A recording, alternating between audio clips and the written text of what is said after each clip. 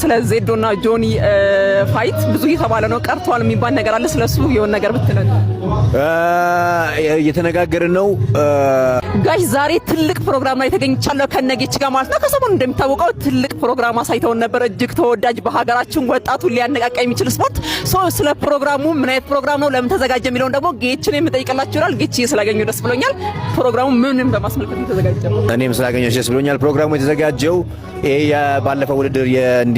ሲዘጋጅ እንዲሳካ ያረጉልን አካላትን የራት ግብዣ አትሌቶቻችንም የነው የኛ እንቁዎች ናቸው የዛ ዝግጅት ያደመቁልን የነሱንም ለመጋበዝና አብረው የነበሩ አገሮቻችንን ለኛና ጎፈሬ የራት ግብዣ ነው ለማመስገን በጣም ደስ ይላል ያው ቀጣይ ብዙ ነገር እየተጠበቀ ነው ህዝብ ያለው ካንተ የሰሞኑን ከ3 ወር በኋላ ይካሄዳል ስለተባለው ስለ ዜዶና ጆኒ ፋይት ብዙ እየተባለ ነው ቀርቷል የሚባል ነገር አለ ስለሱ የሆነ ነገር ብትለን እየተነጋገርን ነው ያው ባንዴ የሚሆን ነገር አይደለም ግን 50-50 ነው አክቹሊ 80 አይሆንም 20 ይሆናል 80 አይሆንም 20 ይሆናል ምናልባት ከዜዶ ጋር እንኳን ካልተሳካ ከሌላ ሰው ጋር የመሆን እድል አለው absolutely በደንብ ጆኒ አሁን የዚህ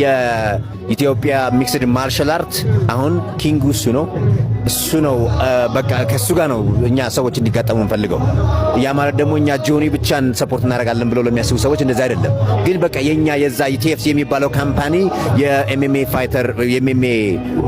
ፓርቱ ኪንግ እሱ ነው የቦክሲንግ በእነ መስፈኔ ደግሞ መስፈኔ ነው ያሸናፊዎቹ ኦልዌይስ የኛ ኪንግ ናቸው ሁሉም እንትን ረቢቅም አሁን የኛ ኪንግ ነው በሞይታ ኢትዮጵያ ውስጥ ይቀጥላል ስለዚህ ከ3 ወር በኋላ ዜዶ ማርሻል ባይመጣ ይቀጥላል ፋይቱ ምን እንጠብቅ ኖ ላይክ እኛ ማንንም መጣ ማንንም አትሌት መጣ that's not a problem ማንንም የማንገስ ምንድነው ምን መሰለሽ ሴዶ መምጣቱም አለመምጣቱም የኛን ፋይት እንዲዝቅ ከፍ ዝቅ የሚያደርገው ነገር አይደለም ሰዶ እንደ አንድ